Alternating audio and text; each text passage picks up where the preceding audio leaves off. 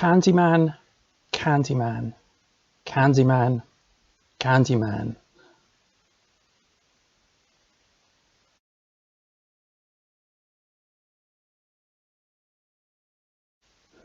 One of the big regrets of my roundup of movies from last year, which you can still see on my Patreon, is that I didn't get to see the 2021 sequel to Candyman, which was also called Candyman. I'd heard many conflicting things about it, people who really liked it, people who didn't like it much at all. I really wanted to see it for myself because Candyman was one of my favourite horror movies of the 90s. So I did finally get a hold of the Blu-ray of Nia DaCosta's remake. Well, not a remake, nor even a reboot. It's actually literally a sequel to the original Candyman. And I thought that, having watched it, I'd watch the original Candyman again, which I've seen dozens of times and really, really love. And then went back to the original short story, and I thought, oh, I'd better get hold of a copy of that. And then I realised, to my surprise, it was already on my shelf since it's in Clive Barker's Books of Blood. And the fact that I didn't know it was in Clive Barker's Books of Blood is probably an indicator of my relationship to Clive Barker's writing. The short story on which the original Candyman film is based is called The Forbidden, and it's the first story in the 5th volume of the Books of Blood. I have them the 6 volumes collected into 2 fat volumes. Never managed to make it all the way through. There's the thing. So I didn't know that the Candyman story was in the 5th volume because I'd never made it past halfway through volume 2. I find Clive Barker's writing doesn't agree with me on a very fundamental level, although it's difficult to say why, because he's not a bad writer as such. I think as a writer, Clive Barker is a sort of writer who has a picture in his head and then creates a plot around it, or at least that's how he was when he started. He has these ideas, often that he's painted himself. I think you could fairly reasonably consider that he was one of the many inspirations for Garth Marenghi, but obviously he's better than that, and obviously he's a really creative guy who makes movies based on his stuff, and the movies are often better, in my opinion, than his actual writing. The Forbidden, which is the first story in volume 5 of the Books of Blood, concerns Helen, who is an academic who goes to the Spencer Street estate. She's doing her thesis on the semiotics of graffiti. She runs into a young mother. She gradually discovers an empty flat which is full of graffiti, and some of the graffiti in the flat concerns how it looks like a giant face that has its mouth around a door, and she's kind of intrigued by this. She comes across graffiti that says "sweets for the sweet." Eventually she falls into the orbit of a supernatural figure with a beehive in his chest called the Candyman, who claims at least to be the foundation of all of those urban myths about hook-handed killers.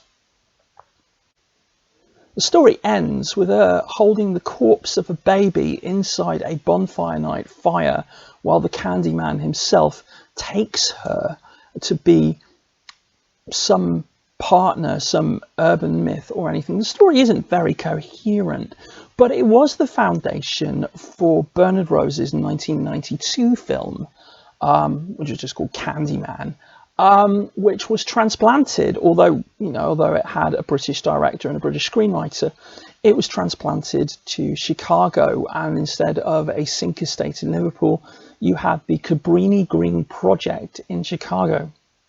The figure of the Candyman is given a mythology, a backstory, and he's tied more closely to urban myths. You have the conceit where if you look into a mirror and say the name of the Candyman 5 times, he will come and gut you with his hook.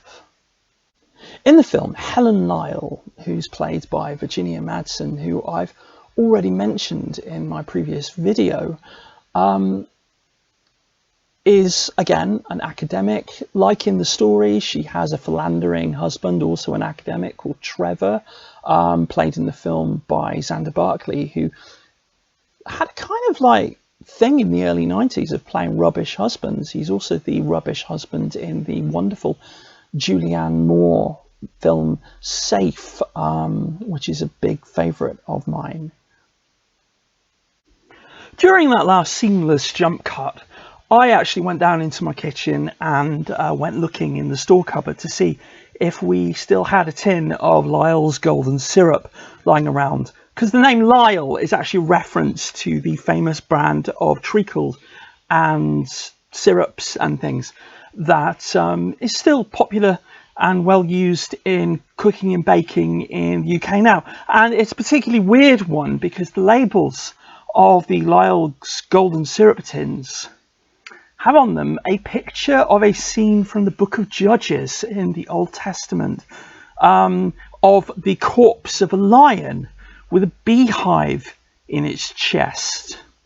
A thing that is a reference to the Candyman himself, the creature in the film, who has a beehive in his chest. But also, you have the Bible verse, out of the strong came sweetness, or sweets for the sweet, which is something that you see a lot referenced from the story all the way through the Candyman movies. The original movie Candyman is quite spectacularly great in a lot of ways. It's certainly one of the best horror movies of the 1990s, which is a low bar because the 90s wasn't really a great time for English language horror movies. But still, it's a fantastic movie. One of the points the film makes is that the fancy apartment block that Helen lives is in fact built to the same plan as the Cabrini Green project. But unlike that one, it's been gentrified. It's full of professionals and stuff, and it's a nice place to live. This means that Helen knows her way around Cabrini Green. She meets a woman called Anne-Marie McCoy, who has a small baby she calls Anthony. She discovers the story of the Candyman because she's doing her thesis on urban myths. She's told by a smug older academic who's already done some work on the Candyman that the Candyman myth comes from an artist who fell in love with a white woman, a black artist who fell in love with a white woman. He was lynched. They chopped off his hand and replaced it with a hook, and then covered him in honey and put him on a beehive and let the bees sting him before killing him. And this brutal death caused him to become a figure of folklore. Helen discovers that the Candyman is real, obviously, and over the course of the movie enters his orbit because he's fascinated with her, and he's fascinated with her because she's actually, spoilers, a reincarnation of his original love. It Was Always You, Helen, which incidentally is the title of the refrain on the soundtrack, which was composed by Philip Glass. And Philip Glass's soundtrack is really, really amazing. The film does some really interesting things. And part of that is due to things that Bernard Rose did, which perhaps a more responsible filmmaker might not. So, for example, Helen frequently finds herself entering a trance and experiencing lost time, and during that time horrible things happen, and generally most people think that it's her who's done it, that she's actually a psycho. And the film, for much of its running time, although certainly not all of it, leaves it open to assume that in fact all of this is in Helen's head, that the Candyman is in her imagination. But when she has these trance states and she goes into lost time, she does look legitimately dreamy and trancey. And it turns out that Bernard Rose actually got Virginia Madsen to undergo hypnosis and activated post-hypnotic suggestions to put her in a trance state when I don't know, he snapped his fingers or something behind the camera, which means that when you're looking at Virginia Madsen looking dreamy and hypnotized, it's because she is actually completely tranced out. The gore in the film is well done. It's not nearly as spectacular as you might think it is. The take on urban myth and folklore is really, really interesting. And the one thing that lets the film down 30 years down the road is that essentially the entire film hinges upon the experience of black poverty as experienced and seen through the eyes of an affluent white woman, which is doubled down on at the end because Helen becomes part of the Candyman mythology.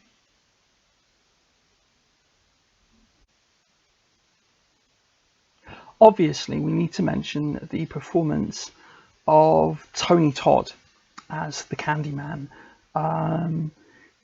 Saturnine, beautiful man with a rumbling baritone voice, who is alone of the 80s and 90s franchise slashers probably romantic and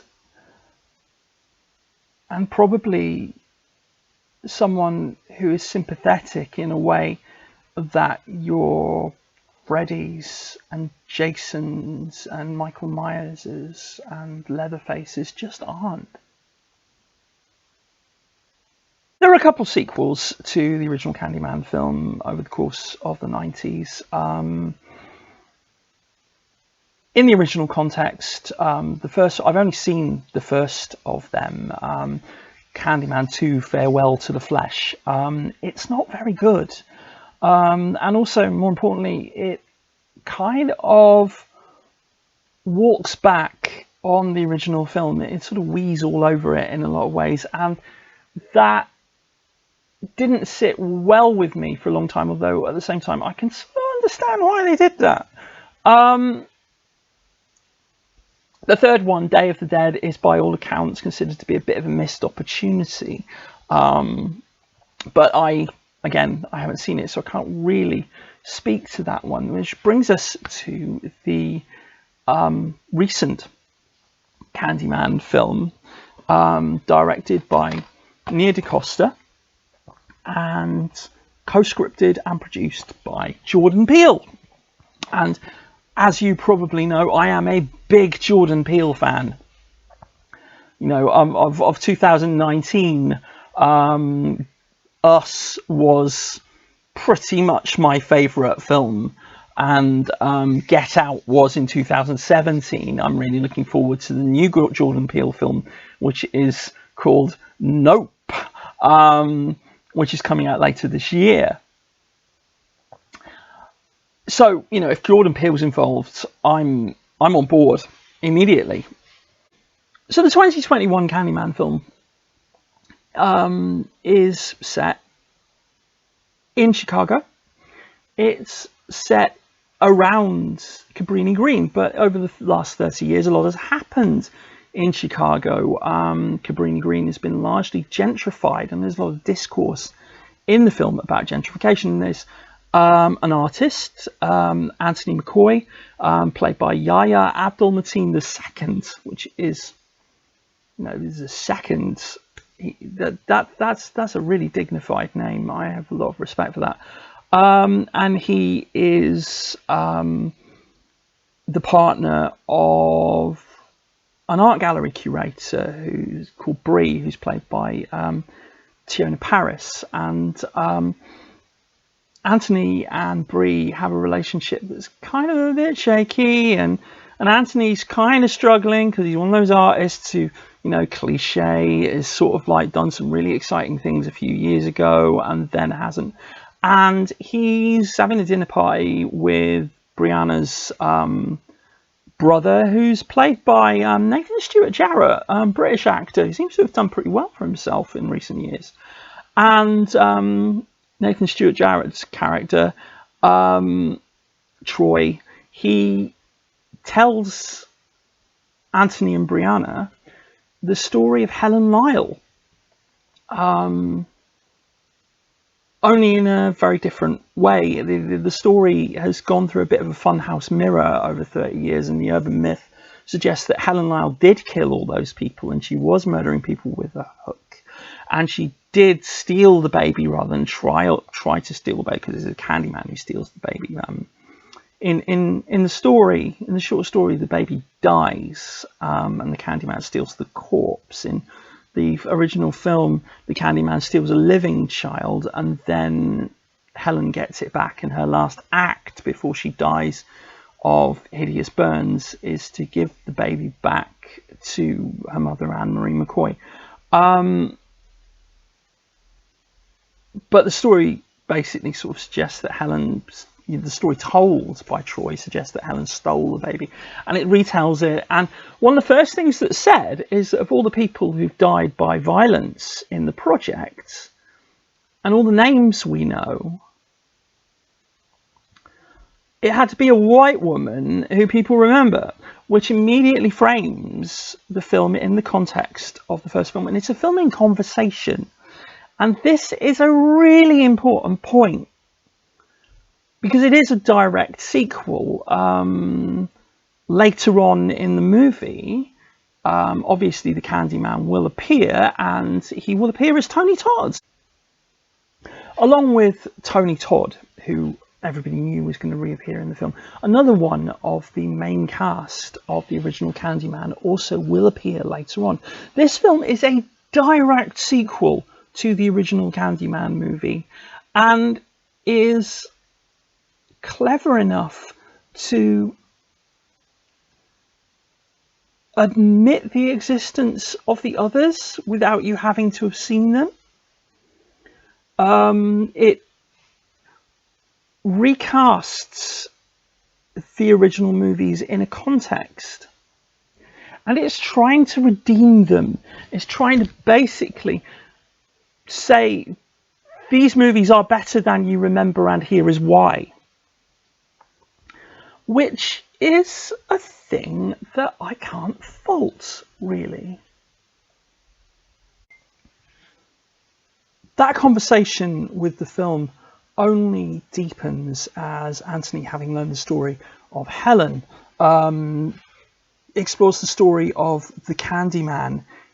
And the Candyman in this version of the film is a figure with many incarnations, is a figure who personifies violence performed against black people in the United States.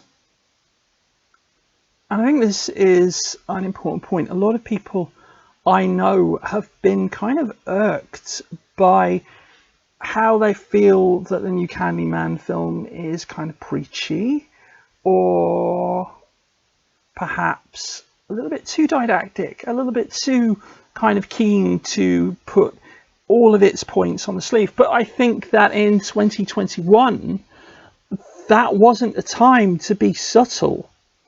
One of the constant things that's said over and over again, and one of the refrains in the film, is "say my name," which on the one hand is exactly what the Candyman wants you to do, because that's how he comes out of the mirror and guts you with his hook. But also it's about the people who the Candyman represents. All of the previous people who are made candidates for Candyman are people who have experienced injustice through violence, and that includes Helen.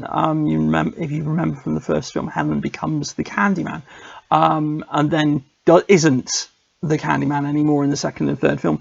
And this conceit that the Candyman is basically anyone who dies by violence within the orbit of the Candyman's mythology becomes an aspect of the Candyman. So there's like an innocent man called Sherman who used to give sweets to kids, and he had a hook for a hand, but like a sort of like orthopedic medical hook for a hand, and a prosthesis. And he's accused of putting razor blades in the candy, and then the police come looking for him, and of course he dies, as any black man who is assaulted by a bunch of police does, inevitably.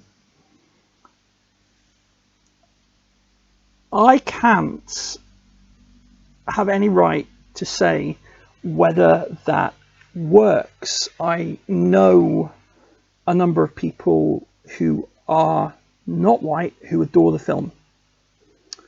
I know at least one person who is not white who finds the film terrifying because of the angle of racial anxiety that the film holds. Everyone I know who is dissatisfied with the film is white. For my part, I quite enjoyed it, and I'm not going to go too much into the angle of race, not because that's not important, because it's basically the most important thing in the film. I'm just not qualified to talk about that. I'm interested in the mechanics of it as a sequel and as a film, and I think one thing I would say is that partly because of it happening in the context of George Floyd, of Elijah McClain, of Breonna Taylor, and of dozens of other black people who were killed by the police in the US over the last few years, it's got a lot of anger about these things happening in it. And at the end of the film, one of the major characters is basically George Floyded, and another major character is essentially given the choice of lying about what happened or winding up the same way by the police, which makes a difference to, of course, the original Candyman movie, where the police are well-meaning but wrong, which I think is fair given that it had a white protagonist. So yeah, in this sequel, obviously the police are a kind of faceless horror, very much so. In fact, you don't see the face of the evil, threatening policeman who appears at the end until the point where he's going to wind up facing some terrible fate himself, which I'm sure you can imagine. He leans very hard into folk horror tropes, in the way that it does things. The Candyman is a creature of folklore, and he's a creature who has acolytes. There are cultists to the Candyman, and in the original film, there's sort of the deserted thing. There's a hole in the wall, and Helen travels through the hole in the wall, and you see her coming out, and the wall is painted so that the hole is a mouth of a giant face, which is a callback to the giant face painted above the doorway in the original short story. And, you know, on the other side of the hole in the wall, there's like what looks like an offering of candy, the graffiti sweets for the sweet, offerings of candy, and these sorts of things. People are leaving votives to the Candyman. But in the new film, there are actual cultists And I don't think that could have happened before the folk horror boom really began. I liked it. I think that as a movie, it's generally there to make the original films better. So by approaching the one big problem with the original 1992 Candyman and then essentially embracing that and making that part of the story and giving a narrative structure in which the old films can work, the sequels can work, means that by its very existence it enriches the original Candyman movie. There is, as I said, a character who recurs from the original movie, and that this character does recur is actually no surprise if you were paying attention. If you'd rewatched the original Candyman, suddenly you realize immediately, in fact you would realize right from the beginning, the trajectory of the film. So in fact, actually, it gives you everything you need to know to work out the ending long before the ending of the film. And it's not really a film that has a lot of twists in it, but that's, I think, is because it's a film about the inevitability of violence.